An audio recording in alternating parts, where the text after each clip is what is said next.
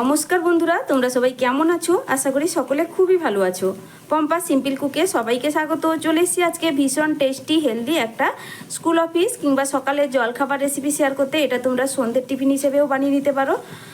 হাতের কাছে থাকা উপকরণ দিয়ে ঝটপট বানানো হয়ে যায়, আর খেতেও কিন্তু বন্ধুরা খুবই সুন্দর হয়। তাহলে কথা না বাড়িয়ে রেসিপিটা শুরু করছি। একটা লাইক দিয়ে ভিডিওটা সম্পূর্ণ দেখার বন্ধুদের কাছে অনুরোধ রইল। সবার প্রথমে গ্যাসে বসিয়ে দিয়েছি একটা ফ্রাইং প্যান। এবার প্যানের মধ্যেই দিয়ে দিচ্ছি বন্ধুরা চায়ের কাপের মাপ ধরে 2 কাপ জল। এর মধ্যে দিয়ে দিচ্ছি এবার পরিমাণ মতো লবণ বা স্বাদ মতো লবণ, আর দিয়ে দেবো চা চামচের 1 চামচ রিফাইন্ড অয়েল।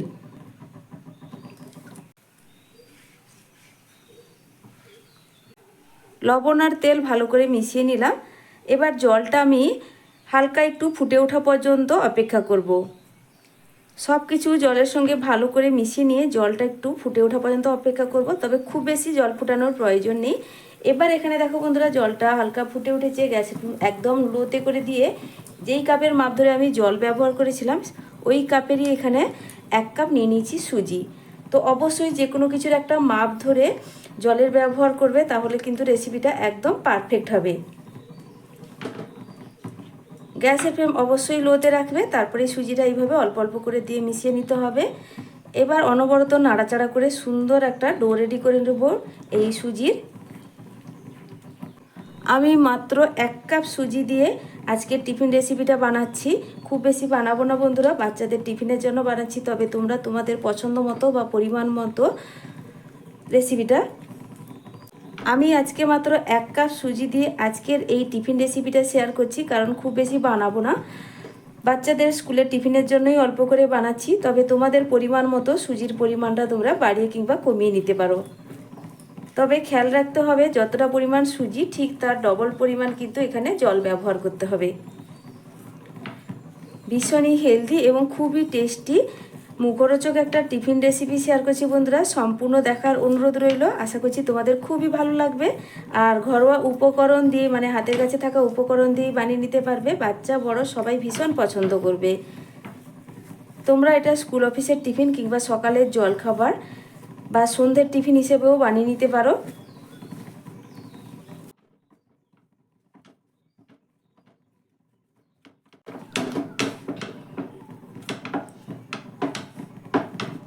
সুজির এই ডোটা বানাতে খুবই কম সময়, সুজির ডো বানাতে খুব বেশিক্ষণ সময় লাগে না। এখানে আমার ডোটা কিন্তু একদম রেডি হয়ে গেছে, আর একদম খুব বেশি টাইট করে কিন্তু ডোটা রেডি করব না, ঠিক এইভাবে করে ডোটা রেডি করে নিয়েছি। এবার গ্যাসের ফ্লেম বন্ধ করে দিয়ে এটাকে একটা পাত্রের মধ্যে আমি তুলে নেব। একটা বোলের মধ্যে ডোটাকে তুলে নিলাম, আর হালকা একটু ঠান্ডা হওয়ার জন্য এক সাইডে আমি সরিয়ে রাখবো। এরপরে এখানে বন্ধুরা নিয়ে নিচ্ছি একটা সেদ্ধ আলু, আর নিয়েছি একটা সেদ্ধ ডিম। তবে আলুটার সাইজ কিন্তু খুব বেশি বড় না, একটা মিডিয়াম সাইজের সেদ্ধ আলু নিয়েছি। তো আগেই বলেছি টিফিনটা খুব বেশি বানাবো না। আর হ্যাঁ, তোমরা যদি এখানে ডিমের ব্যবহার করতে না চাও, অনেকেই আছে যারা ডিম পছন্দ করে না, সেক্ষেত্রে তোমরা আলুর পরিমাণটা একটু বাড়িয়ে নেবে। আর সেদ্ধ আলু আর ডিমটাকে একটা গ্রেটারের সাহায্যে প্রথমেই গ্রেট করে নেব।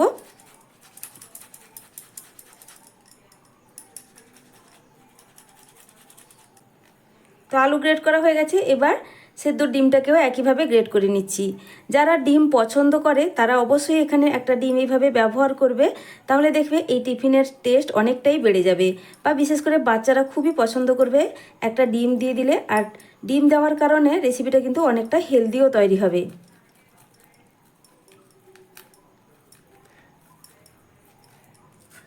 তো ডিম আর আলু খুব ভালোভাবে গ্রেট করা হয়ে গেছে। এরপরে এর মধ্যে কয়েকটা মশলা আমি দিয়ে দেবো পরপর। এখন এর মধ্যে দিচ্ছি একটা ছোট্ট সাইজের কুচনো পেঁয়াজ, আর নিচ্ছি ঝালের জন্য একটা কাঁচা লঙ্কা। তবে এখানে কাঁচা লঙ্কাটা খুব বেশি ঝাল না, সামান্য একটু ঝাল লঙ্কার গুঁড়ো এখানে ব্যবহার করব, তার জন্য একটা লঙ্কাই ব্যবহার করলাম। স্বাদ মতো লবণ, সামান্য একটু ঝাল লঙ্কার গুঁড়ো, দেখে নিশ্চয়ই বুঝতেই পারলে বন্ধুরা একদম অল্প পরিমাণ কিন্তু ঝাল লঙ্কার গুঁড়োটা ব্যবহার করলাম। আর দিয়ে দিচ্ছি ভাজা জিরের গুঁড়ো হাফ চা চামচ, চা চামচের হাফ চামচের থেকেও কম একটু দিয়ে দিচ্ছি চাট মশলা, খুব সুন্দর মুখরোচক একটা চটপটা টেস্ট আসবে। 1 চা চামচ দিয়ে দিচ্ছি এখানে টমেটো সস, ভীষণ সুন্দর টেস্ট হবে বন্ধুরা। আর তোমরা যদি না চাও এখানে টমেটো সসটা বাদ দিতে পারো, তবে অল্প একটু এইভাবে দিলে খেতে কিন্তু খুব ভালো হয়। আর দিয়ে দেবো সবশেষে সামান্য একটু কুচনো ধনেপাতা।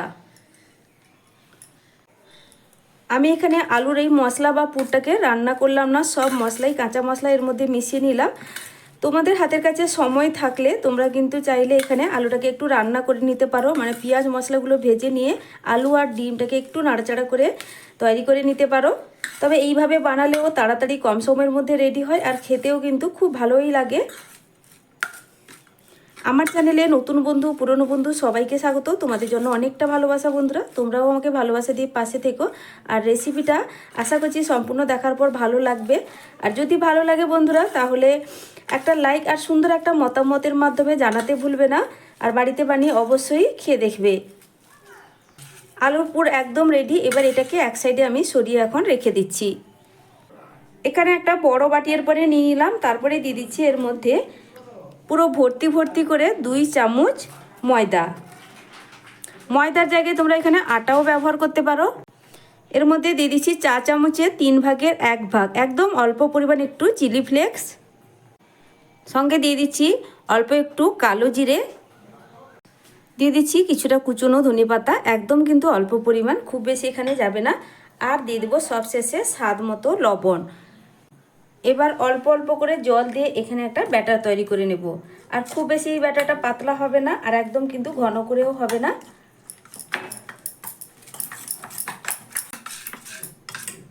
ব্যাটার কিন্তু বন্ধুরা একদম রেডি হয়ে গেছে। তো ঠিক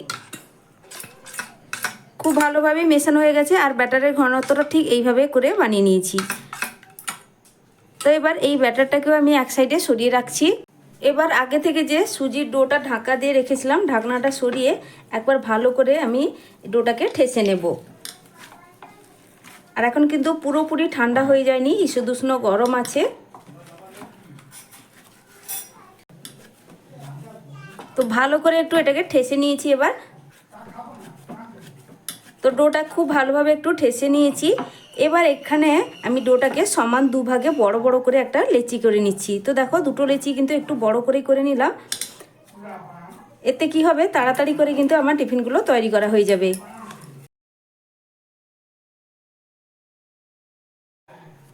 এরপরেই একটা চপিং বোর্ডের উপর আমি সামান্য একটু রিফাইন্ড অয়েল দিয়ে দিচ্ছি, কারণ আমি এই যে লেচিগুলো কেটে রেখেছি লেচিগুলোকে কিন্তু এখানেই বেলে নেব, বড় করেই বেলে নেওয়া হয়ে যাবে একসঙ্গে।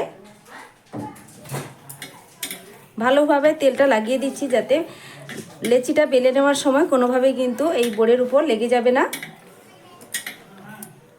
তারপর এর উপরে একটা লেচি নিয়ে এটাকে কিন্তু বেলে নিতে হবে।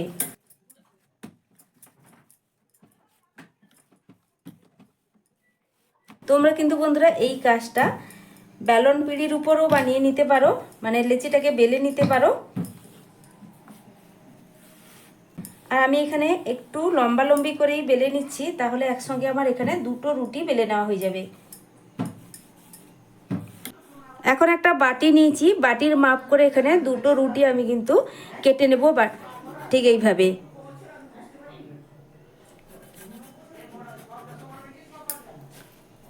এবার এই সাইডের অংশগুলো কিন্তু বন্ধুরা ফেলে দেবো না, সব শেষে আবারও এটাকে রুটির মতো করে বেলে নিয়ে বানিয়ে নেব।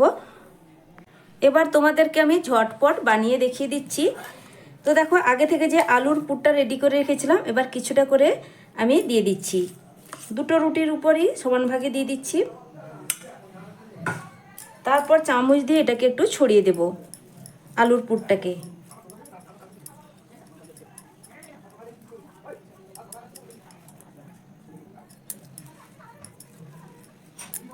তো দুটো রুটির উপরই একইভাবে ছড়িয়ে নিয়েছি। এবার একটা ছুরির সাহায্যে দুটো রুটিরই মাঝখান বরাবর দেখো বন্ধুরা লম্বালম্বি করে এইভাবে কেটে নিচ্ছি।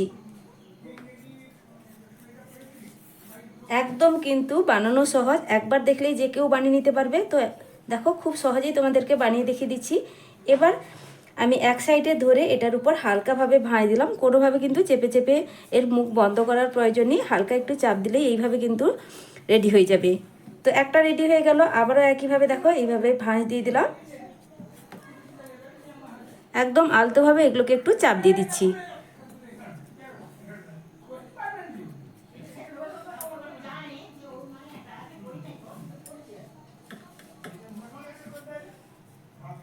তো এইখানে আমার ঝটপট কিন্তু 4টে বানানো হয়ে গেল। এইভাবে আমি রুটির মতো করে বেলে নিয়ে বাকিগুলো তৈরি করে নেব, তারপরেই ফিরে আসছি। আমার এখানে সবগুলোই বানানো হয়ে গেছে। এবার চলো বন্ধুরা ঝটপট তোমাদেরকে বানিয়ে দেখাই। এবার গ্যাস ওভেনে একটা ফ্রাইং প্যানে কিছুটা পরিমাণ তেল দিয়ে দিচ্ছি, তবে খুব বেশি তেল না, দেখো বন্ধুরা 2 টেবিল চামচের থেকে একটু বেশি পরিমাণ হবে। তবে সব টিফিনগুলো এর মধ্যেই ভাজা হয়ে যাবে আর তেল কিন্তু অনেকটাই এক্সট্রা থেকে যাবে। প্রথমে কিন্তু ভাজার সময় এইভাবে একটু তেল দিতে হবে, বা চাইলে তোমরা একটু বেশি পরিমাণেও তেল দিতে পারো। তেল মিডিয়াম গরম হয়ে গেছে। এবার আগে থেকে যে ব্যাটার রেডি করে রেখেছিলাম আর টিফিনগুলো কিন্তু একসঙ্গে সবটাই রেডি করে নিয়েছি। এবার এক একটা করে টিফিন নিয়ে এই ব্যাটারের মধ্যে কোট করব, তারপরে কিন্তু এই তেলের মধ্যে ছেড়ে দিতে হবে। আর হ্যাঁ বন্ধুরা, আমি কিন্তু অফ ক্যামেরায় 1 চামচের 1/2 চামচ মতো দিয়েছি এখানে সাদা তিল। এটা কিন্তু পুরোপুরি অপশনাল, হাতের কাছে না থাকলে এটা তোমরা বাদও দিতে পারো, তবে দিলে দেখতে একটু ভালো লাগে আর খেতেও একটু বেশ ভালো লাগে। দেখো কয়েকটা কিন্তু একইভাবে তেলের মধ্যে ব্যাটারের মধ্যে কোট করে নেব, তারপরেই তেলের মধ্যে এইভাবে ছেড়ে দিচ্ছি। ভীষণ টেস্টি হয় বন্ধুরা, একবার হলেও বাড়িতে বানিয়ে খেয়ে দেখার অনুরোধ রইল। তারপরে কিন্তু আমাকে কমেন্ট করে জানাবে রেসিপিটা তোমাদের ঠিক কেমন লাগলো।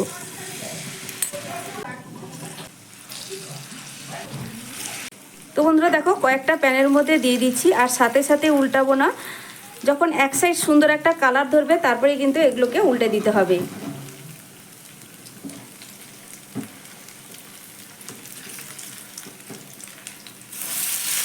এখন সুন্দর একটা কালার ধরেছে, আমি কিন্তু এগুলোকে উল্টে দিচ্ছি।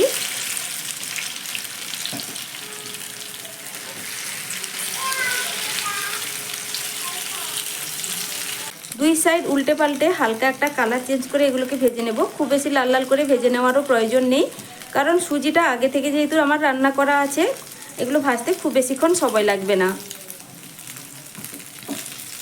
উল্টে পাল্টে দুই দিক কিন্তু বন্ধুরা ঠিক এইভাবে করে ভেজে নিয়েছি। এবার তেল ঝরিয়ে আমি এই টিফিনগুলোকে তুলে নিচ্ছি আর একইভাবে বাকি যে কটা আছে সেগুলো কিন্তু ভেজে নেব, তারপরেই ফিরে আসছি। আমার এখানে সব টিফিনগুলো রেডি হয়ে যেতে একটা প্লেটে সাজিয়ে নিয়েছি। দেখো বন্ধুরা কতটা সুন্দর হয়েছে দেখতেও যেমন সুন্দর, এগুলো খেতেও কিন্তু ভীষণ টেস্টি হয়। আর এগুলো টমেটো সসের সঙ্গে কিন্তু বেশি খেতে ভালো লাগে, তবে তোমরা চাইলে এইভাবে কিন্তু শুধু মুখেও খেতে পারো, কারণ এর মধ্যে যেহেতু আলুর পুরটা একটু টেস্টি করে বানিয়েছি, এমনিতেই খেতে ভীষণ ভালো লাগে।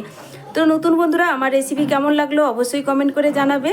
আর সবাইকে অসংখ্য অসংখ্য ধন্যবাদ আমার রেসিপিটা দেখার জন্য। নতুন বন্ধুরা রেসিপি ভালো লাগলে চ্যানেলটা ঘুরে দেখতে পারো। এইভাবে নিত্য নতুন সহজ সহজ রেসিপি আমার চ্যানেলে কিন্তু অনেক রকমই দেওয়া আছে। প্রায় সময় আমি এই টিফিন রেসিপিগুলো শেয়ার করি। আশা করছি রেসিপিগুলো দেখলে তোমাদের খুব ভালো লাগবে। আর রেসিপিগুলো ভালো লাগলে চ্যানেলটি সাবস্ক্রাইব করলে পাশে থাকা বেল আইকনটা প্রেস করে রাখবে, নতুন ভিডিও ছাড়ার সাথে সাথেই নোটিফিকেশান পৌঁছে যাবে। তাহলে সকলে ভালো থেকো, সুস্থ থেকো। আজকের মতো আসছি।